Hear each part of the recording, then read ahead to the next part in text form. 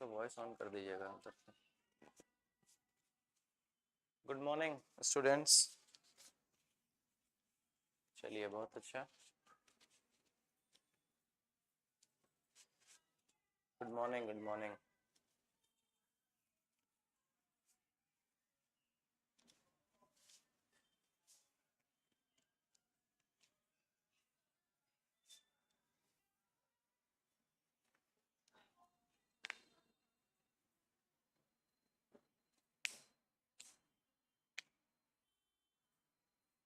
उसका कैमरा भी ऑन कर दीजिए उधर का।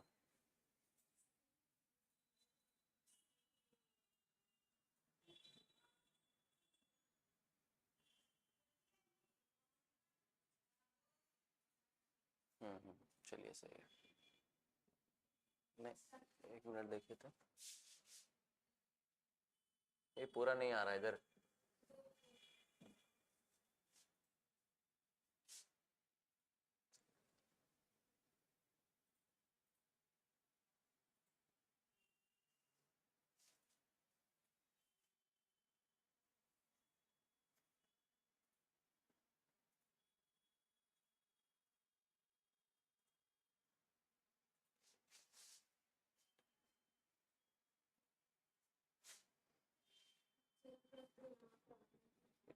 ऐप में देख लीजिएगा। चलिए गुड मॉर्निंग स्टूडेंट्स। आज हमारा cell the unit of life का लेक्चर नंबर 3 है। और लेक्चर नंबर 3 स्टार्ट करने से पहले कुछ बात करेंगे कि संडे को आप लोग क्या किए थे। संडे को पढ़ाई किए थे सब कोई, या फिर टाइम वेस्ट किए पूरा दिन भर? कौन कौन पढ़ाई किए थे संडे को? एक एक करके बताइए। संडे को आप लोग क्या किए? पढ़ाई किए या फिर टाइम वेस्ट किए? आवाज आ रहा है? हाँ, तो आवाज आ रहा है तो आप लोग से ही बात कर रहे हैं। संडे को आप लोग क्या किए? पढ़ाई किए या फिर दिन भर टाइम वेस्ट किए? सच सच बताना। क्या किए संडे को? पढ़ाई किए? कितना घंटा पढ़ाई किए? कितना घंटा पढ़ाई किए संडे को? बताइए। चलो ठीक है, लास्ट क्लास का जो भी हम पढ़ाए हैं उसको एक बार जल्दी से रिवाइज करो। कॉपी खोलो और एक बार जल्दी से रिवाइज करो। लास्ट क्लास में हम जो भी पढ़ाए हैं cell the unit of life chapter में। चलिए कॉपी खोल के 1-2 मिनट में जल्दी से रिवाइज कीजिए, फिर हम स्टार्ट कर रहे हैं। अभी रिवाइज कीजिए, हम एक डायग्राम बनाते हैं तब तक।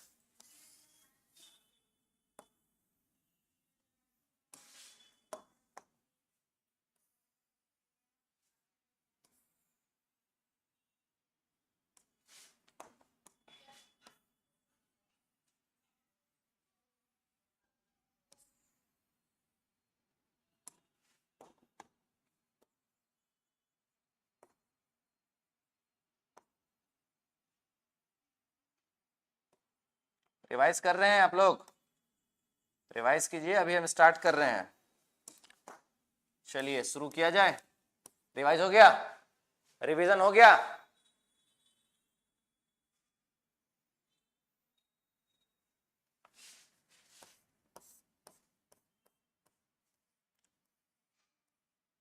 आज हम लोग कुछ क्वेश्चन भी करेंगे।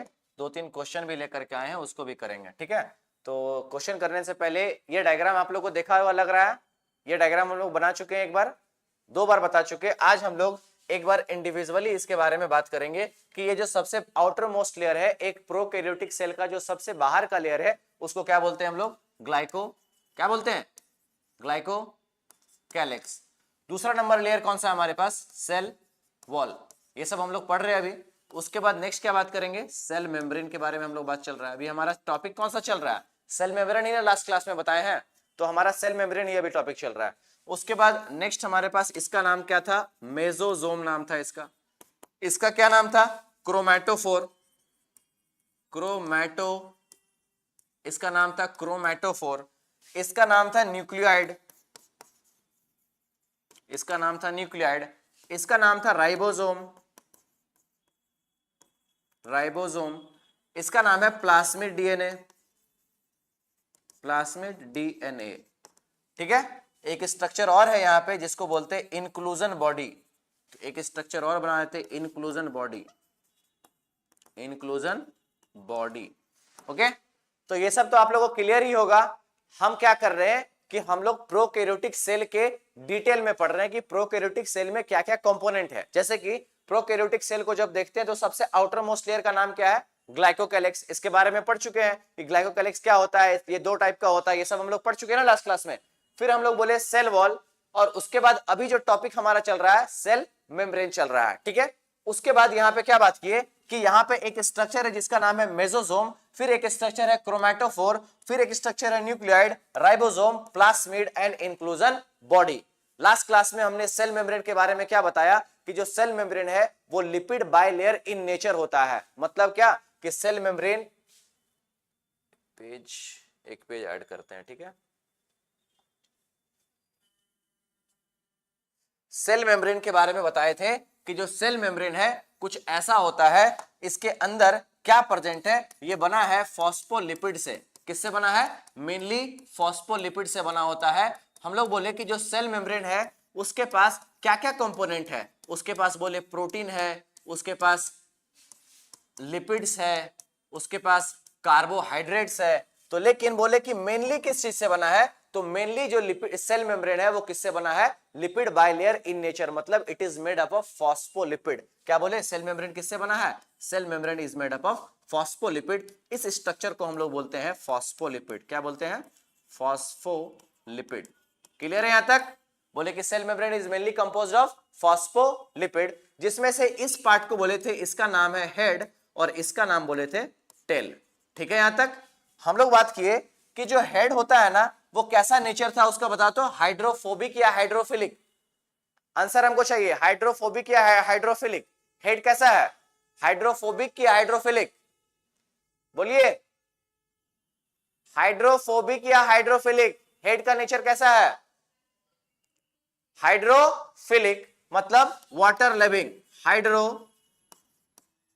हाइड्रोफिलिक। और टेल कैसा है, हाइड्रोफोबिक या hydrophilic, tail is hydrophilic in nature, hydrophilic hydrophobic,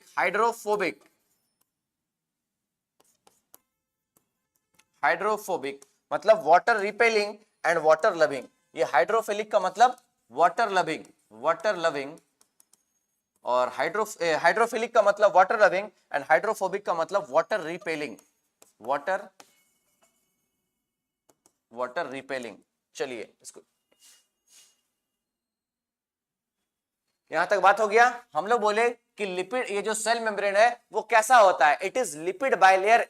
cell membrane क्या है, इट इज लिपिड बाइलेयर बोले थे, lipid bilayer.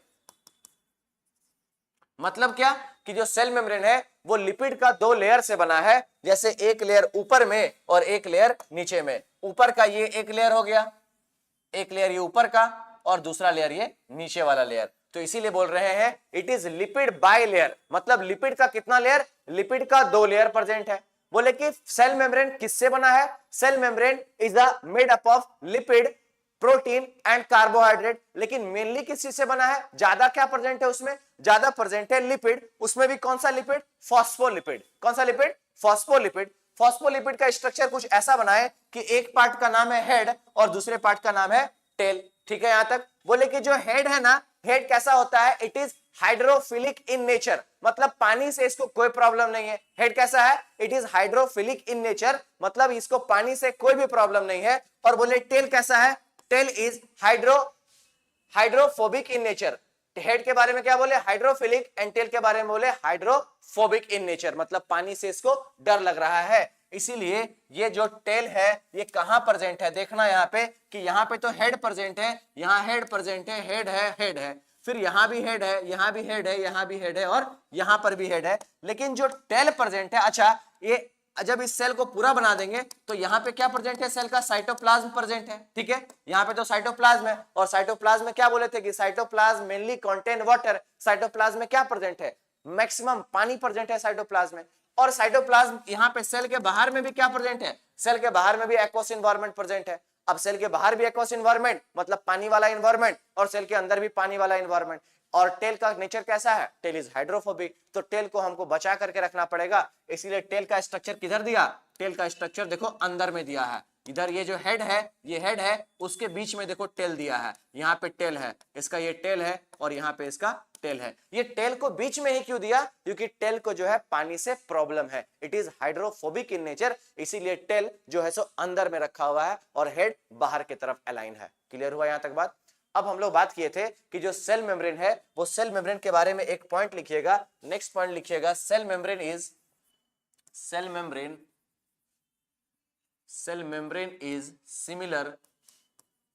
similar in structure and function in both prokaryotes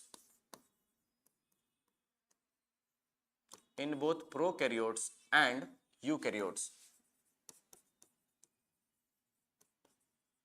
statement लिखिए, इसके बाद इसको हम समझा रहे हैं, पहले इसको लिख लीजिए आप लोग।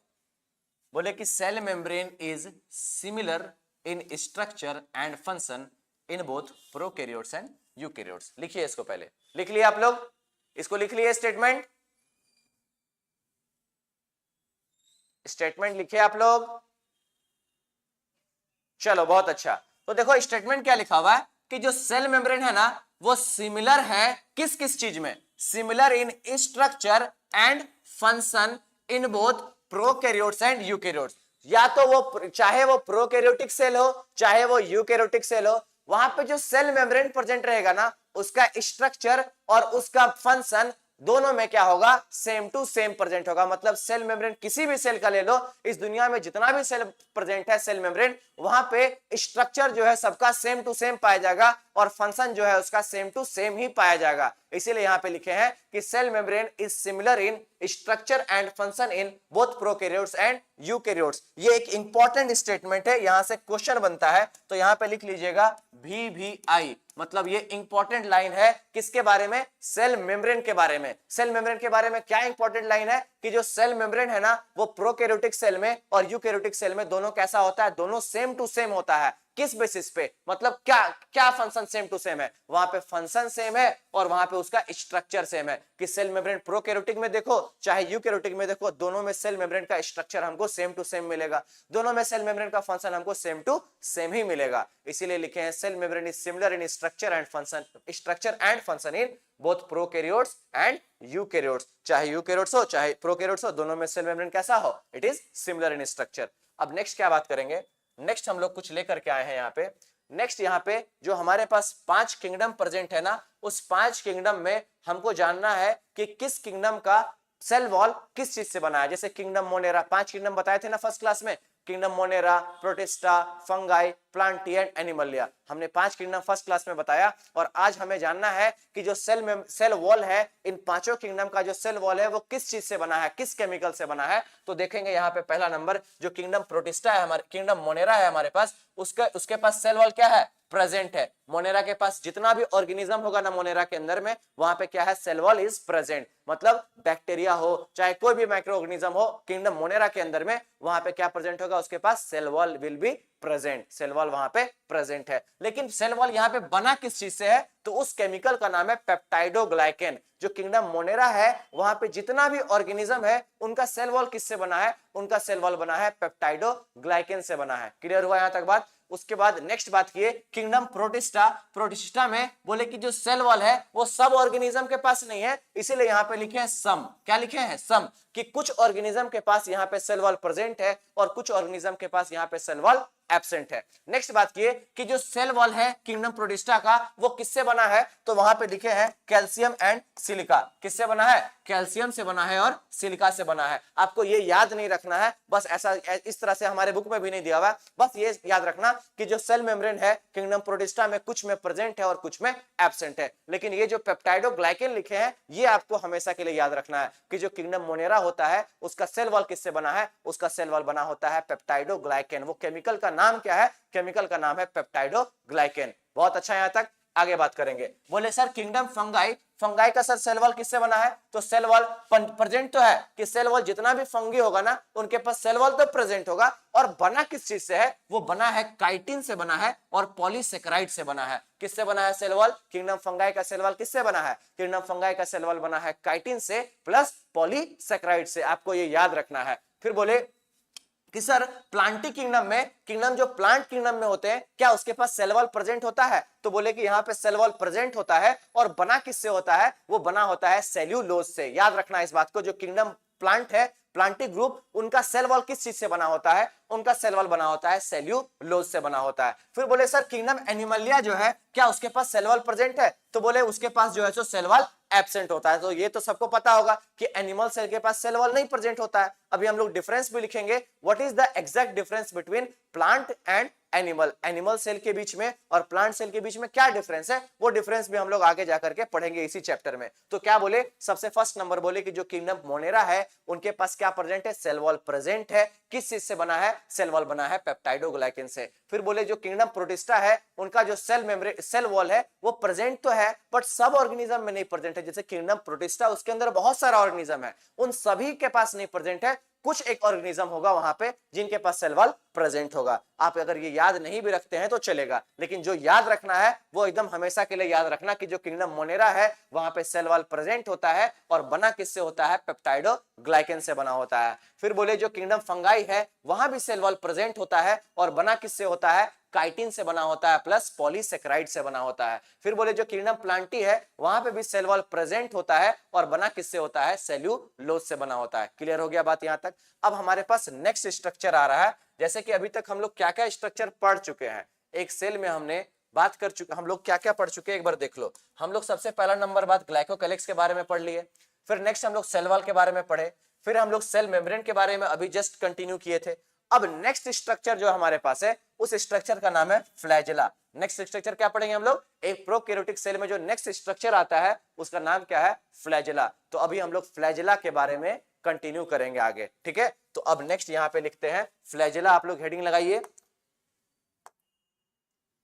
चलो देखो यहाँ पे फ्लैजेला का स्ट्रक्चर हम बनाए हुए हैं, इसको आप लोग कॉपी में बनाइए।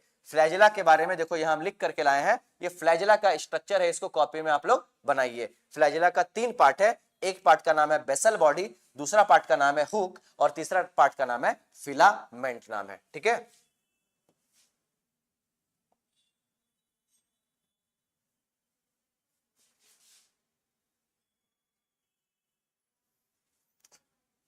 चलिए ये बना लिया डायग्राम, डायग्राम हो गया। बोले कि फ्लैजेला का कितना पार्ट है? अच्छा ये कौन सा फ्लैजेला बनाया है? ये प्रोकैरियोटिक फ्लैजेला बनाया है। कौन सा फ्लैजेला बनाया है? प्रोकैरियोटिक फ्लैजेला बनाया है। बोले कि सर फ्लैजेला क्या होता है? फ्लैजेला में लिखे हैं extension from cell wall. Flagella क्या है? कि सेल वॉल से एक एक्सटेंड हो रहा है, स्ट्रक्चर बाहर निकल रहा है, उस स्ट्रक्चर का नाम क्या है? उस स्ट्रक्चर का नाम फ्लैजेला है। कहां पे ये प्रेजेंट है? ये प्रेजेंट, हम लोग ये तो बात कर रहे हैं प्रोकैरियोटिक सेल के बारे में बात चल रहा है। तो प्रोकैरियोटिक सेल में सर फ्लैजेला का कितना पार्ट होता है? इस फ्लैजेला का 3 पार्ट होता है। एक पार्ट का नाम है बेसल बॉडी, दूसरे पार्ट का नाम है हुक, और तीसरे पार्ट का नाम है फिलामेंट। ये लिखा हुआ हो गया सबका? ये लिख लिया आप लोग? ये लिख लिए? हो गया? लिखो लिखो, जल्दी से लिखो इसको, जल्दी से इसको लिखिए आप लोग।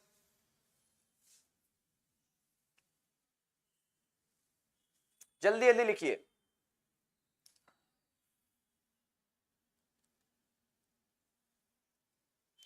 चलो आगे करें। अब देखो यहां पे अभी क्या याद रखना है? अभी हम लोग एक स्ट्रक्चर पढ़ रहे हैं, उसका नाम क्या है? फ्लैजेला। ये कौन सा फ्लैजेला सर पढ़ रहे हैं? ये प्रोकैरियोटिक फ्लैजेला पढ़ रहे हैं। फिर बोले सर फ्लैजेला का कितना पार्ट है? तो 3 पार्ट है। एक पार्ट का नाम है बेसल बॉडी, दूसरा पार्ट का नाम है हुक, और तीसरा पार्ट का नाम है फिलामेंट। इन तीनों को मिलाकर क्या बोलते हैं? इन तीनों को मिलाकर के हम लोग फ्लैजेला बोलते हैं। क्या बोलते हैं? तीनों को मिलाकर के फ्लैजेला बोलते हैं। किसका फ्लैजेला पढ़ रहे हैं? प्रोकैरियोटिक सेल का फ्लैजेला पढ़ रहे हैं, ठीक है? अब आगे देखो क्या लिखे हैं।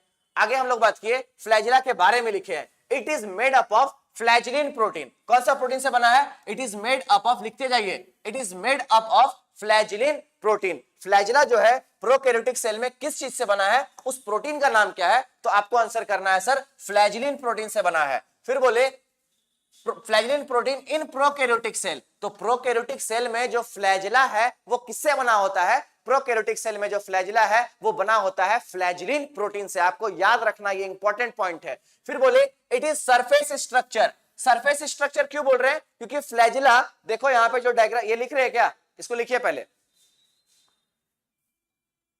इसको पहले लिखिए फिर हम एक्सप्लेन कर रहे हैं इसको। एक बार इस बोर्ड में जो जो भी लिखे हैं इसको पूरा लिख लो।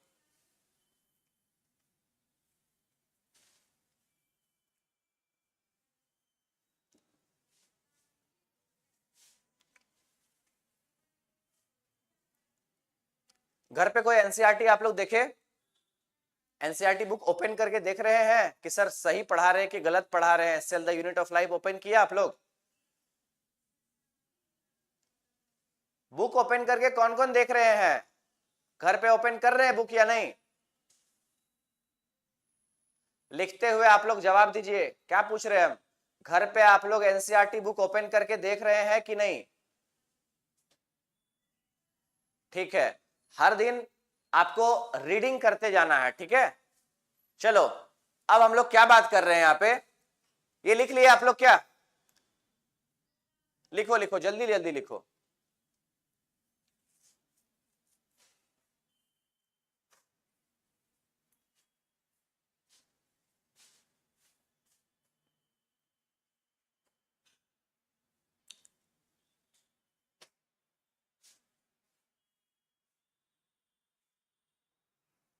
चलो आगे बढ़े, देखिए यहां पे साथ साथ लिखते चलो, ठीक है। बोले कि it is made up of flagellin protein. किसका स्ट्रक्चर के बारे में बात कर रहे हैं? सर प्रोकैरियोटिक फ्लैजिला के बारे में बात कर रहे हैं कि जो प्रोकैरियोट्स का जो फ्लैजिला होता है वो किस चीज से बना है? वो बना होता है फ्लैजिलिन प्रोटीन से। प्रोटीन का नाम क्या है? Flagellin protein. दूसरा नंबर बोले कि इट इज सरफेस स्ट्रक्चर। जो फ्लैजिला होता है वो सरफेस से बाहर निकलता है ना, जैसे एक सेल है, सेल से बाहर निकल रहा है ना, इसीलिए इसको बोल रहे हैं सरफेस स्ट्रक्चर। सरफेस पे प्रेजेंट है। सरफेस, ऐसे मानो कि ये एक सेल है और उस सेल के सरफेस से बाहर निकल रहा है फ्लैजिला, और इसीलिए इसको बोल रहे हैं सरफेस स्ट्रक्चर, कि बाहर का जो सरफेस है वहां से एक स्ट्रक्चर बाहर निकल रहा है और इसीलिए इसका नाम पड़ जाता है इट इज सरफेस स्ट्रक्चर, और जिसको हम लोग बोलते हैं फ्लैजिला। आगे बात करते हैं कि सर प्रोकैरियोटिक फ्लैजिला और यूकैरियोटिक फ्लैजिला में क्या डिफरेंस है? कुछ तो डिफरेंस होगा ना। तो यहाँ पे डिफरेंस लिखे हैं, एक तरफ लिखे हैं प्रोकैरियोटिक सेल और दूसरे तरफ लिखे हैं eukaryotic cell. First number point बोले it is made up of flagellin protein, कि प्रोकैरियोटिक फ्लैजिला किस प्रोटीन से मिलकर के बना है? वो बना है फ्लैजिलिन प्रोटीन से। फिर बोले यूकैरियोट्स का फ्लैजिला किससे बना है? तो यूकैरियोट्स का जो फ्लैजिला होता है उस प्रोटीन का नाम है ट्यूब्यूलिन प्रोटीन, कि जो यूकैरियोट्स होता है ना वहां पे जो फ्लैजिला प्रेजेंट है वो किस प्रोटीन से मिलकर के बना है?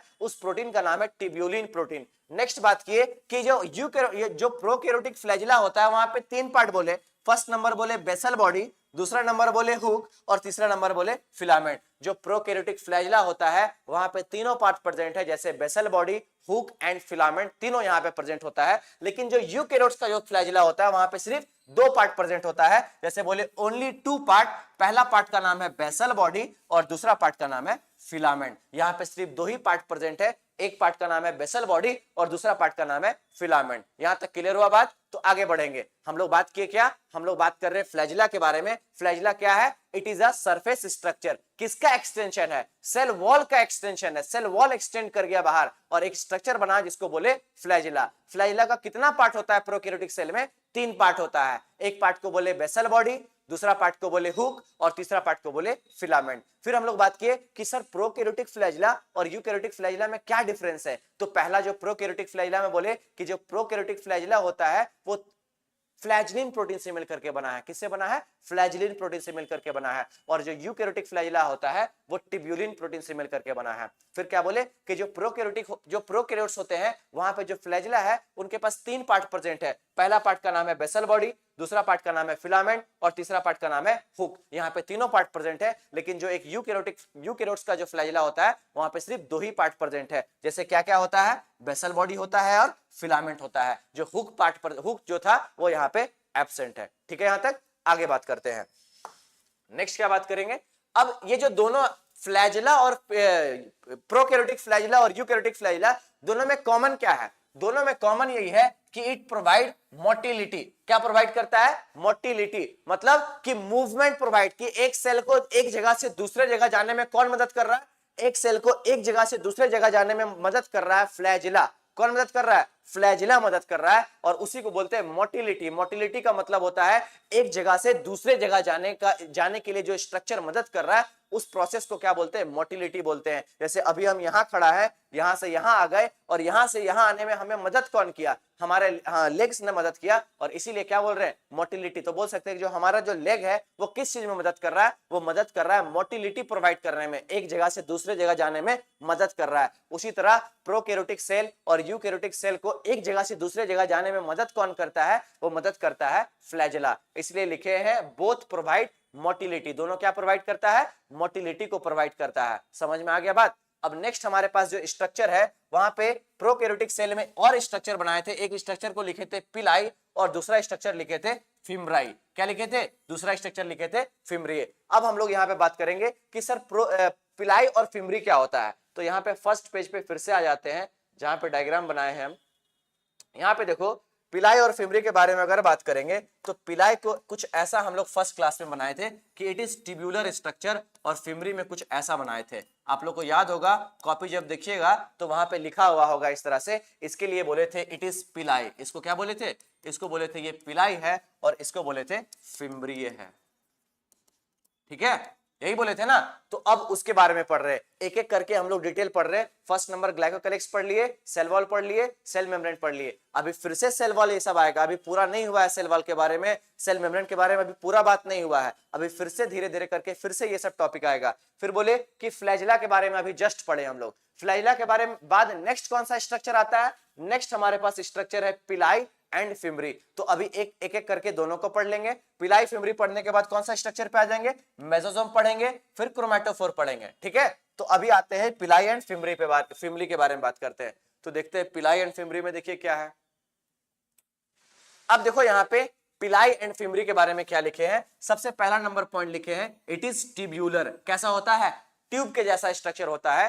पिलाई इज ट्यूब्यूलर इन स्ट्रक्चर। फिर बोले सर फिमरी कैसा होता है? फिमरी के बारे में लिखे ब्रिशल शेप, जैसे हेयर लाइक स्ट्रक्चर। फिमरी कैसा होता है? हेयर जैसा होता है ना, उसी तरह समझ लो फिमरी होता है। अभी डायग्राम भी लेके आए हैं, वो भी दिखाएंगे कि सर पिलाई और फिमरी में क्या डिफरेंस है। तो जो पिलाई का जो शेप है ना, वो थोड़ा सा ट्यूब के जैसा होता है, और फिमरी का जो शेप है वो हेयर लाइक स्ट्रक्चर प्रेजेंट होता है। उसी को बोलते हैं ब्रिशल शेप। क्या बोलते हैं? ब्रिशल शेप बोलते हैं। फिर नेक्स्ट क्या बात किए? It is made up of some special protein called pilin. क्या बोले? कि जो पिलाई है एक स्पेशल प्रोटीन से बना है, और उस प्रोटीन का नाम क्या है? उस प्रोटीन का नाम है पिलीन प्रोटीन। पिलाई किससे बना है? पिलाई बना है एक स्पेशल प्रोटीन से, जिसका नाम है पिलीन प्रोटीन। फिर बोले कि यहाँ पे फिमरी के बारे में बात किए कि सर फिमरी करता क्या है। तो फिमरी का जो रोल है ना, वो रोल है attachment on rock and host. मतलब कि क्या, ऐसा समझ सकते हैं मानो एक बैक्टीरिया है, ये जैसे ये बैक्टीरिया है, और इस बैक्टीरिया में एक ट्यूबुलर स्ट्रक्चर प्रेजेंट है इस तरह से, ये ट्यूबुलर स्ट्रक्चर। फिर यहाँ पे ये फिमरी प्रेजेंट है, और यहाँ पे एक फ्लैजिला प्रेजेंट है। तो बोले कि इस स्ट्रक्चर का नाम पड़ जाएगा, इस स्ट्रक्चर के बारे में बोले कि इट इज पिलाई। ट्यूब के जैसा जो दिखेगा उसको क्या बोल दिए? पिलाई बोल दिए। फिर इसके बारे में बोले इट इज फिमरियाई, फिमरियाई। फिर इसके बारे में बोले इट इज फ्लैजिला। ठीक है, तो बोले कि पिलाई कैसा होता है? It is tubular in structure. Fimbria कैसा होता है? इट इज ब्रिशल शेप, मतलब हेयर लाइक शेप। फिर नेक्स्ट बोले कि ये जो फिमरी है, ये जो फिमरी है, ये क्या कर रहा है? ये मदद कर रहा है एक बैक्टीरिया को होस्ट पे अटैच होने के लिए। मान लो ये समुद्र में एक बैक्टीरिया प्रेजेंट है, और वहां पे एक होस्ट है, यहाँ पे एक होस्ट प्रेजेंट है, या फिर रॉक प्रेजेंट है। उस रॉक पे इस बैक्टीरिया को अटैच होने में कौन मदद करेगा? तो इस होस्ट पे इस बैक्टीरिया को चिपकने में मदद जो करेगा, ये मदद करेगा ये फिमरी। ये जो फिमरी है, वो फिमरी रॉक को या फिर होस्ट को पकड़ करके बैठ जाएगा। तो यहाँ पे क्या लिख सकते हैं? फिमरी का रोल क्या है? It help in attachment on host and on rock. Rock पे अटैच करने के लिए मदद करता है फिमरी, और होस्ट को पकड़ने के लिए मदद करता है फिमरी। आपको याद रखना है कि यहाँ पे जो स्ट्रक्चर बनाए हैं पिलाई एंड फिमरी के बारे में क्या लिखे? It is tubular, it is bristle shape. Next बोले कि सर पिलाई किससे बना है? तो पिलाई बना है पिलीन प्रोटीन से। किस प्रोटीन से बना है? It is made up of पिलीन protein. फिर बोले कि सर फिमरी का रोल क्या होता है? तो इसका जो रोल है लिखे attachment on rock and host. Host पे और रॉक पे अटैच होने के लिए एक बैक्टीरिया को कौन मदद करता है? तो होस्ट पे और रॉक पे एक बैक्टीरिया को अटैच होने के लिए फिमरी मदद करता है। फिमरी क्या करता है? उस रॉक को पकड़ने में मदद करता है, और होस्ट को पकड़ने में कौन मदद करता है? फिमरी मदद करता है। बोले कि सर पिलाई क्या करता है? पिलाई के बारे में लिखे, it has some role in sexual reproduction. बोले कि जो पिलाई है ना, उसका कुछ रोल है सेक्सुअल रिप्रोडक्शन में, मतलब बैक्टीरिया में पिलाई का काम है कि सेक्सुअल रिप्रोडक्शन में ये कुछ मदद करता है। आगे बात करेंगे कि क्या पिलाई और फिमरी दोनों मोटिलिटी प्रोवाइड करता है, मतलब एक बैक्टीरिया को एक जगह से दूसरे जगह जाने में क्या ये मदद करता है? तो हम लोग बोलेंगे कि पिलाई और फिमरी मोटिलिटी प्रोवाइड नहीं करता है। तो वही लिखे हैं, do not help in motility. ये बहुत ज्यादा इंपॉर्टेंट लाइन है कि क्या पिलाई और फिमरी मोटिलिटी प्रोवाइड करता है? तो आपको बोलना है पिलाई और फिमरी कभी भी मोटिलिटी प्रोवाइड नहीं करता है, ये बस इंडिविजुअली अलग अलग काम करता है। कि फिमरी का काम है बैक्टीरिया को एक होस्ट पे अटैच होने के लिए मदद करता है, रॉक पे अटैच करने के लिए मदद करता है, और पिलाई क्या करता है? पिलाई सेक्सुअल रिप्रोडक्शन में मदद करता है, कि लिखे सम रोल इन सेक्सुअल रिप्रोडक्शन। तो मोस्ट इंपॉर्टेंट पॉइंट यहां से क्या है कि पिलाई और फिमरी कभी भी मोटिलिटी में हेल्प नहीं करता है, लेकिन फ्लैजिला जो है हमेशा मोटिलिटी प्रोवाइड करता है, एक जगह से दूसरे जगह जाने में मदद करता है, लेकिन पिलाई और फिमरी कभी भी मोटिलिटी प्रोवाइड नहीं करता है। आपको ये याद रखना है, ठीक है। आगे बात करते हैं, पिलाई और फिमरी के बाद नेक्स्ट क्या बात करेंगे?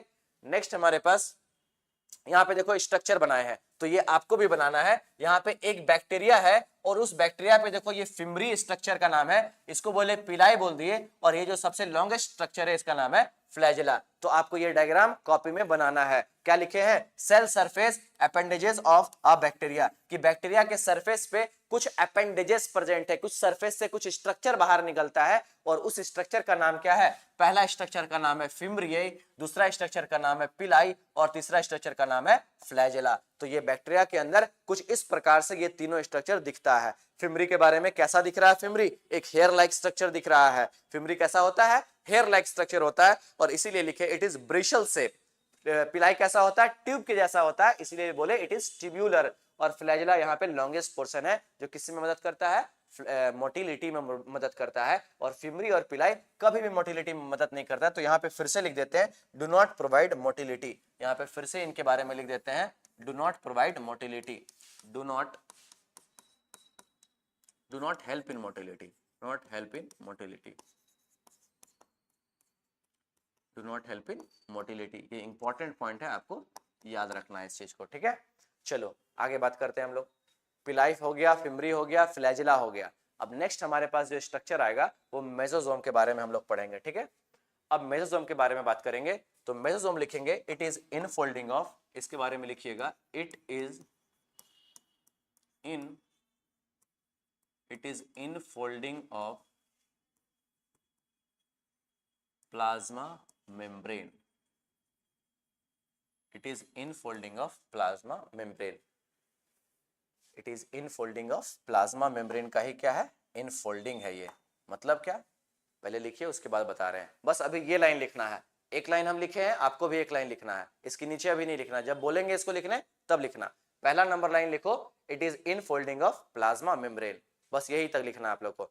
अब बताते हैं कि sir infolding of plasma membrane क्या होता है, ठीक है। तो देखो जैसे कि एक सेल यहाँ पे बनाते हैं, यहाँ पे एक सेल बनाए,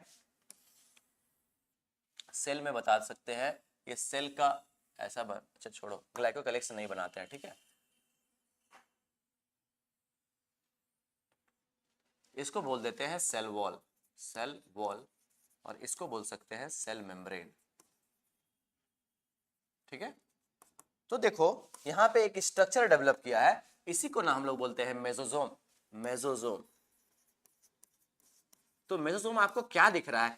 किससे बना है? ये जो लेयर है सेल वॉल, सेल मेम्ब्रेन, इसी से ना एक्सटेंड होकर के बना है। मतलब जो सेल मेम्ब्रेन होता है वो सेल मेम्ब्रेन थोड़ा सा इनफोल्ड कर जाता है साइटोप्लाज्म के तरफ। सेल मेम्ब्रेन थोड़ा सा इनफोल्डिंग कर लिया और उसी इनफोल्डिंग से एक स्ट्रक्चर बन गया और उस स्ट्रक्चर का नाम होता है मेसोजोम। क्या बोलते हैं स्ट्रक्चर को? मेसोजोम। जब सेल मेम्ब्रेन इनफोल्ड कर गया, प्लाज्मा साइटोप्लाज्म के तरफ थोड़ा सा अंदर चला गया तो एक स्ट्रक्चर का फॉर्मेशन हुआ और उस स्ट्रक्चर को हम लोग क्या नाम देते हैं? उस स्ट्रक्चर को हम लोग बोलते हैं मेसोजोम। क्या बोलते हैं? मेसोजोम बोलते हैं। क्लियर हुआ यहां तक बात? अब थोड़ा सा बात आगे करेंगे, जैसे कि देखो यहाँ पे मेसोजोम के बारे में बोले कि सर मेसोजोम का कितना शेप हो सकता है, तो मेसोजोम का कुछ इस प्रकार से शेप हो सकता है।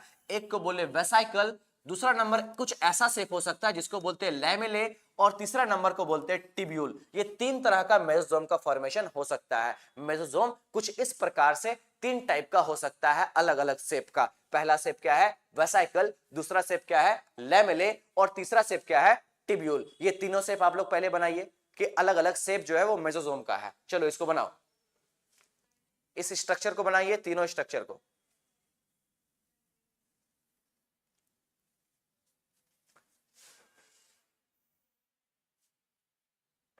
बन गया, बन गया,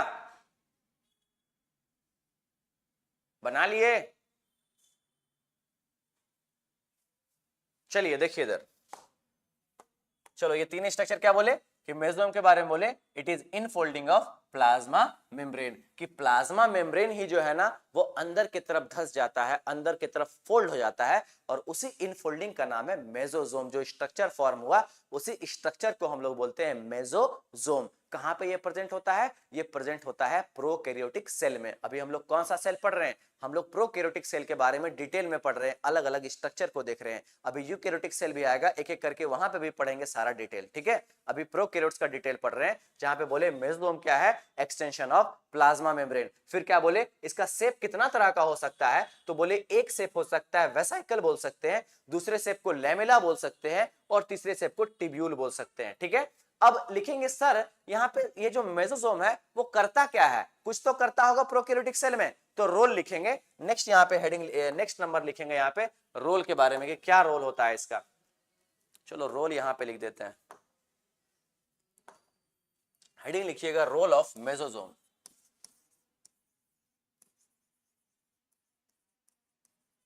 role of mesosome first number में लिखिएगा, इट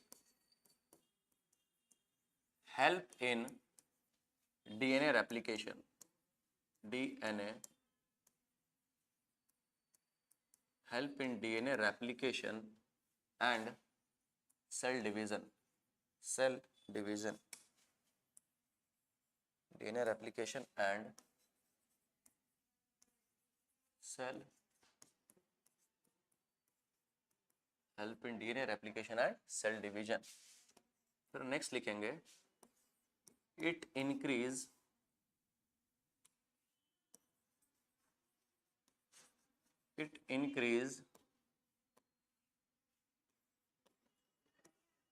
सरफेस एरिया, और सरफेस एरिया इंक्रीज कर देता है, surface area of plasma membrane,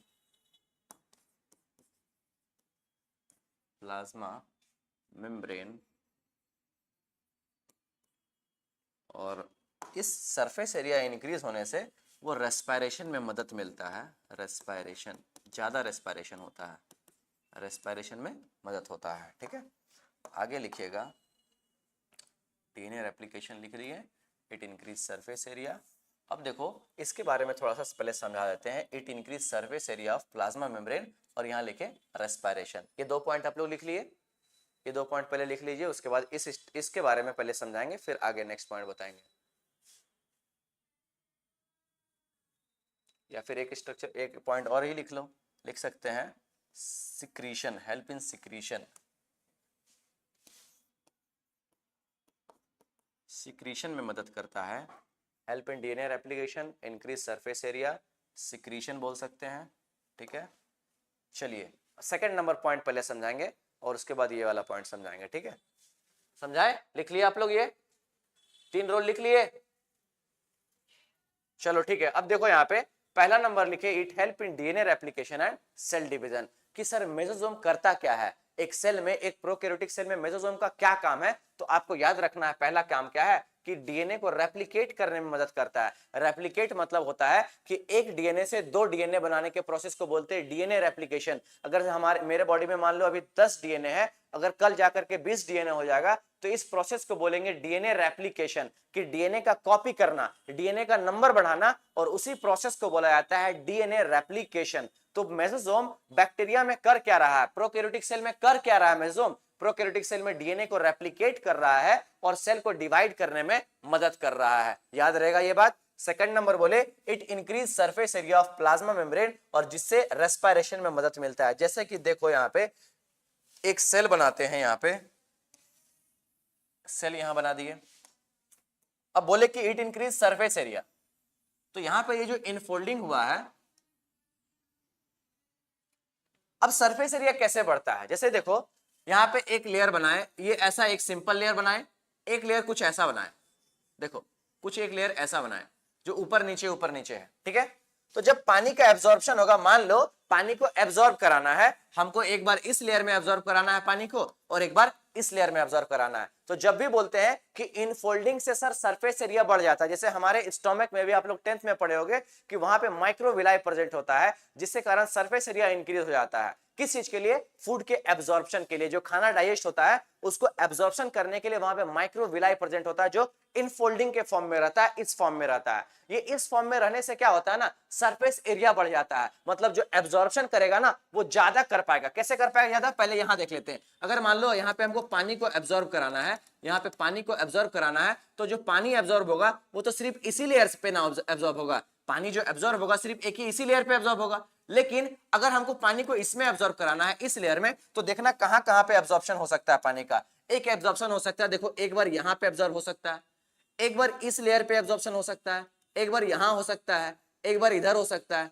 इधर हो सकता है, इधर हो सकता है, एक बार अंदर हो सकता है, यहां बाहर हो सकता है। तो इसी तरह करते करते क्या हो जाता है, एब्जॉर्प्शन का एरिया बढ़ जाता है। समझ में बात आया कि इनफोल्डिंग होने से क्या होता है, सरफेस एरिया बढ़ सकता है, और सरफेस एरिया बढ़ने से क्या होता है, जो भी वहां पे फंक्शन चल रहा है वो ज्यादा फंक्शन चलेगा। जैसे कि फॉर एग्जांपल जो यहाँ पे बैक्टीरिया में, जो प्रोकैरियोटिक सेल में ये जो इनफोल्डिंग हुआ है, जो अंदर की तरफ ये जो सरफेस इंक्रीज हुआ है, सरफेस जाकर के इनफोल्ड किया है प्लाज्मा मेम्ब्रेन, इससे क्या होगा कि जो सेल मेम्ब्रेन में जो भी काम चल रहा था ना एक प्रोकैरियोटिक सेल में, वो बढ़ जाएगा। बढ़ कैसे जाएगा, वो हर सरफेस पे बहुत ज्यादा, यहाँ पे इसको सरफेस एरिया इंक्रीज होने से यहाँ पे रेस्पिरेशन ज्यादा हो पाता है। मतलब रेस्पिरेशन का मतलब है यहाँ पे रिलेटेड टू एनर्जी प्रोडक्शन, कि प्रोकैरियोटिक सेल में मेसोसोम का क्या काम है। प्रोकैरियोटिक सेल में मेसोसोम का काम है रेस्पिरेशन करना। रेस्पिरेशन करने का मतलब यहाँ पे है एनर्जी प्रोडक्शन करना। जिस प्रकार से एक यूकैरियोटिक सेल में माइटोकॉन्ड्रिया एटीपी बनाते हैं ना, आप लोग पढ़े होंगे, mitochondria is the power house of the cell, पढ़ रहे हैं ना, 8, 9, 10 में पढ़े हैं। तो यहाँ पे सर प्रोकैरियोटिक सेल में तो माइटोकॉन्ड्रिया नहीं प्रेजेंट है, तो वहां पे एनर्जी कौन बनाएगा, तो वहां पे ये मेसोसोम एनर्जी बनाएगा। वहां पे यहाँ पे कौन एनर्जी बनाएगा, यहाँ पे मेसोसोम एनर्जी बनाएगा। और इसी के कारण यहाँ पे बोले हैं कि it increase surface area, infold होने से सरफेस एरिया बढ़ गया, और जिसके कारण जो यहाँ पे रेस्पिरेशन प्रोसेस चल रहा है वो अब ज्यादा हो पाएगा। समझ में आ गया बात यहाँ तक। अब हम लोग नेक्स्ट बात करेंगे। नेक्स्ट बात किया यहाँ पे कि इट इंक्रीज, अच्छा किधर चला गया, चलो यहां पे बात कर रहे थे सिक्रीशन के बारे में, कि सरफेस एरिया अगर बढ़ गया है तो अगर मान लो सेल मेम्ब्रेन कुछ सिक्रीट भी कर रहा होगा तो ज्यादा कर पाएगा सिक्रीशन। ठीक है, इसको लिखिए सिक्रीशन वाला पॉइंट।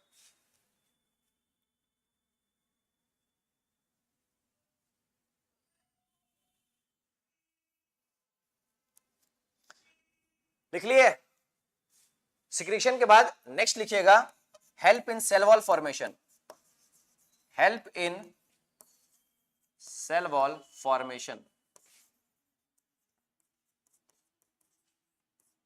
कि ये जो मेसोसोम है वो सेल वॉल को फॉर्मेशन करने में मदद करता है। सेल वॉल बनाने में भी एक बैक्टीरिया में, एक प्रोकैरियोटिक सेल में मदद करता है। तो आपको ये पॉइंट याद रखना है कि मेसोसोम करता क्या है। मेसोसोम के बारे में लिखे help in DNA replication and cell division. फिर क्या बोले कि it increase surface area of plasma membrane, कि इनफोल्डिंग होने से सरफेस एरिया बढ़ गया, जिसके कारण अब वहां पे जो भी प्रोसेस चल रहा है अब ज्यादा प्रोसेस हो पाएगा। लेकिन यहाँ पे मेसोसोम में क्या चलता है, मेसोसोम में मेनली रेस्पिरेशन होता है, और जिससे बैक्टीरिया को एनर्जी मिलता है। तो एक क्वेश्चन ये भी है हमारे पास, क्वेश्चन जब हम लोग डीपीपी देंगे वहां पे एक क्वेश्चन ये भी रहेगा कि प्रोकैरियोटिक सेल में और यूकैरियोटिक सेल में माइटोकॉन्ड्रिया के सिमिलर स्ट्रक्चर कौन सा है। आपसे पूछा जाएगा कि जो प्रोकैरियोटिक सेल है वहां पे माइटोकॉन्ड्रिया वाला एक स्ट्रक्चर कौन सा है, कि जहां जैसा काम माइटोकॉन्ड्रिया में होता है वैसा ही काम प्रोकैरियोटिक सेल में कहां पे होता है। तो आपको आंसर करना है मेसोसोम। मेसोसोम क्या होता है, एक ऐसा स्ट्रक्चर जहां पे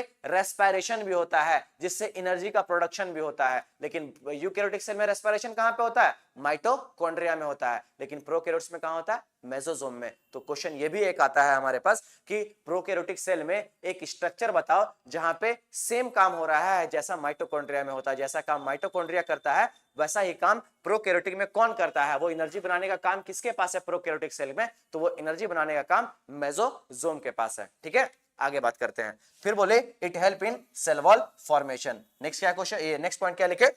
सेल वॉल फॉर्मेशन करने में मदद करता है। और फिर नेक्स्ट बोले सिक्रीशन करने में मदद करता है, कि अगर यहाँ पे कुछ सिक्रीशन हो रहा है, कुछ बाहर भी निकल रहा है ना, तो उसको भी करने में मेसोसोम वो मदद करता है, ज्यादा सिक्रीशन हो पाएगा। ठीक है, आगे बात करते हैं। यहां तक क्लियर है? ये सब पॉइंट सब क्लियर हो रहा है ना? क्लियर है? चलो ठीक है, आगे बात करते हैं। ये मेसोसोम के बारे में बात कर लिए। अब मेसोसोम के बाद एक स्ट्रक्चर आता है, बोले क्रोमैटोफोर। तो यहीं पे सेल मेम्ब्रेन जैसे कि ऐसा बनाए, फिर एक स्ट्रक्चर ऐसा बना दिए थे क्रोमैटोफोर। और डायग्राम देखते जाना, डायग्राम में ये सब बना हुआ है आपके, ये दोबारा नहीं बनाना, ये सब ये सिर्फ एक्सप्लेन करने के लिए हम बता रहे हैं। यहाँ पे इसको बोले मेसोसोम और इसको बोले थे क्रोमैटोफोर। यहाँ पे इस तरह का स्ट्रक्चर बनाए थे और जिसको बोले थे क्रोमैटोफोर बोले थे। यहाँ पे इस तरह का स्ट्रक्चर बना होगा आपके नोटबुक में, है ना? तो इसी के बारे में अभी हम लोग नेक्स्ट पढ़ने जा रहे हैं, क्रोमैटोफोर के बारे में। तो यहाँ पे एक पॉइंट और लिख लेना कि mesosome is the characteristic feature of prokaryotes. मतलब जितना भी प्रोकैरियोटिक सेल होता है ना, उनके पास मेसोसोम प्रेजेंट ही होता है। हमारे एनसीईआरटी का ये लाइन है, mesosome is the characteristic feature of prokaryotic cell, कि प्रोकैरियोटिक सेल में मेसोसोम प्रेजेंट होगा ही होगा। ऐसा समझ लेना कि एक कैरेक्टरिस्टिक फीचर है कि हर प्रोकैरियोटिक सेल में मेसोसोम विल बी प्रेजेंट। तो यहां पे लिख दिया नोट करके कि mesosome is the characteristic feature of prokaryotic cell, कि एक प्रोकैरियोटिक सेल में मेसोसोम प्रेजेंट होगा। और उसी को बोल रहे हैं इट इज कैरेक्टरिस्टिक फीचर, कि एक प्रोकैरियोटिक सेल का ये फीचर है कि वहां प्रेजेंट होना ही है उसको। तो इसीलिए लिख दिया it is a characteristic feature. Next बात करेंगे क्रोमैटोफोर के बारे में। तो क्रोमैटोफोर के बारे में लिखिएगा it is also a extension of, it is also a extension of cell membrane, extension of cell membrane, extension of cell membrane। Clear हो रहा है ना ये सब? कुछ डाउट है अभी तक? अभी तक जो भी पढ़ाए कुछ डाउट है तो पूछिए, कुछ दिक्कत है अभी तक? चलो ठीक है, देखो यहां पे मेसोसोम का स्ट्रक्चर खत्म हुआ। फिर नेक्स्ट टॉपिक पे आए, क्रोमैटोफोर के बारे में बोले कि देखो क्रोमैटोफोर जो है ये स्ट्रक्चर बना दिया क्रोमैटोफोर का। यहां पे ये पिगमेंट प्रेजेंट होता है, जैसे कि यहां पे ये जो डॉट स्ट्रक्चर हम बनाए हैं, ये जो डॉट स्ट्रक्चर बनाया है, ये जो ब्लू कलर का, ये सब क्या है? पिगमेंट प्रेजेंट है। तो यहां पे लिखेंगे क्रोमैटोफोर के बारे में। यहां पे देखो क्रोमैटोफोर में लिखे it is also a extension of cell membrane, कि सेल मेम्ब्रेन ही एक्सटेंड करके दोबारा से इनफोल्डिंग किया और एक नया स्ट्रक्चर का फॉर्मेशन हुआ। उसका नाम क्या है? क्रोमैटोफोर। क्रोमैटोफोर के बारे में लिख सकते हैं, नेक्स्ट लाइन नेक्स्ट पेज पे करते हैं इसको। क्रोमैटोफोर के बारे में लिखिएगा कि it is not present in, लिखिएगा इट इज, क्रोमैटोफोर के बारे में लिखिएगा इट इज नॉट, टाइम हो गया, not present in all bacteria, it is not present in all bacteria, सब बैक्टीरिया में ये प्रेजेंट नहीं होता है। लिखिएगा इट इज, कहां पे प्रेजेंट है वो लिख रहे हैं, इट इज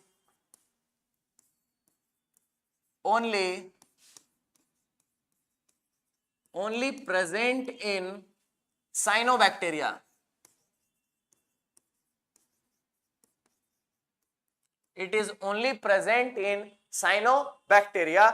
और साइनोबैक्टीरिया का दूसरा नाम क्या है बताओ, किसी को पता है? साइनोबैक्टीरिया का दूसरा नाम क्या है? बहुत अच्छा, blue green algae, blue green. तो आपको याद रखना है कि ये जो क्रोमैटोफोर है ना, वो सभी प्रोकैरियोट्स में नहीं प्रेजेंट है। सिर्फ कहां पे प्रेजेंट है? ये सिर्फ प्रेजेंट होता है साइनोबैक्टीरिया में। और साइनोबैक्टीरिया को क्या बोल सकते हैं? ब्लू ग्रीन एल्गी बोल सकते हैं। फिर नेक्स्ट लिखेंगे पिगमेंट इज प्रेजेंट,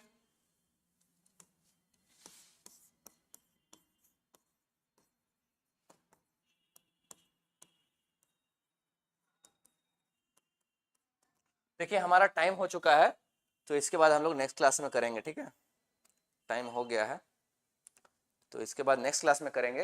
लेकिन आज कुछ क्वेश्चन भी लेकर के आए थे, वो आज हो नहीं पाया, उसको नेक्स्ट क्लास में कंटिन्यू करेंगे, ठीक है।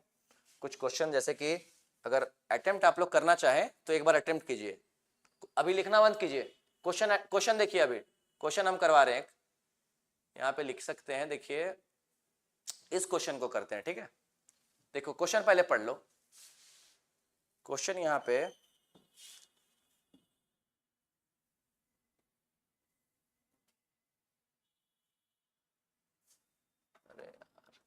ये क्वेश्चन दिख रहा है आप लोगों को?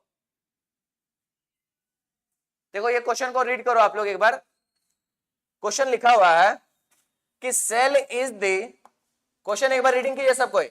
Cell is the fundamental, structural and functional unit of all living organism. Statement लिख दिया कि cell is the fundamental, structural and functional unit of all living organism. उसके बाद आपको यहां पे बताना है कि स्टेटमेंट क्या ट्रू है या right. This statement can be best justified by the fact that, अब आगे कुछ ऑप्शन दिया है उसको चूज करना है। एक बार स्टेटमेंट पढ़ लिए कि cell is the fundamental, structural and functional unit of all living organism, ये स्टेटमेंट है। अब इसके बाद देखो इसके बारे में क्या पूछ रहा है। ऑप्शन में यहां पे लिखा है,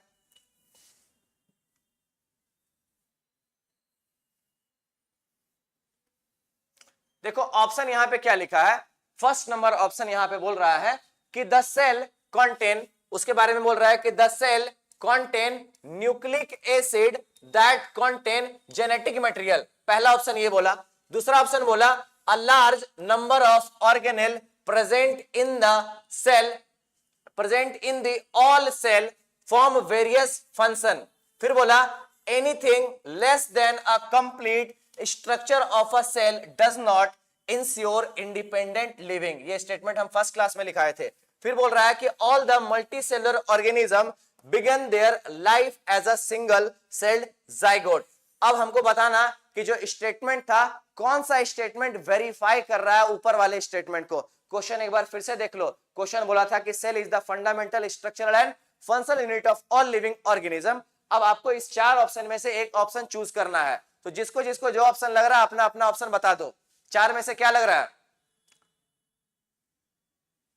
आंसर क्या होना चाहिए इसका बताओ, जल्दी से बताओ, फिर क्लास खत्म करेंगे। ऑप्शन देख लो एक बार।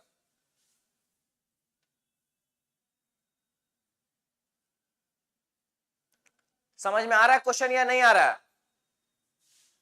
क्वेश्चन समझ में आ रहा है?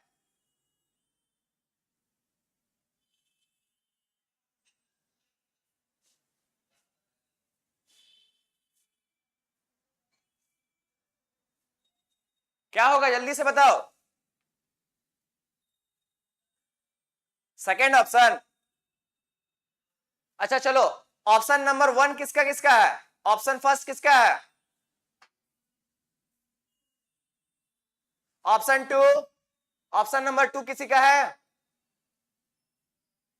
ऑप्शन नंबर 3,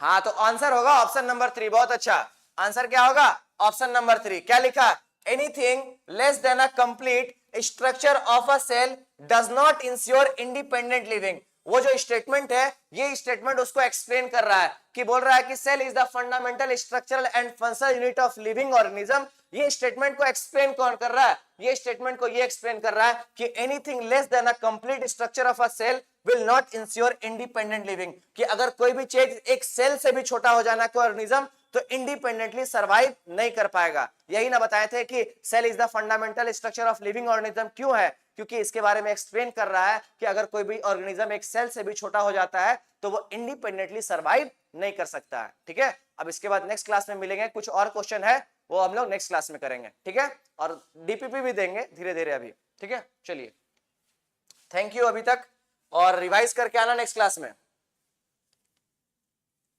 चलो बंद कर दीजिए टाइम।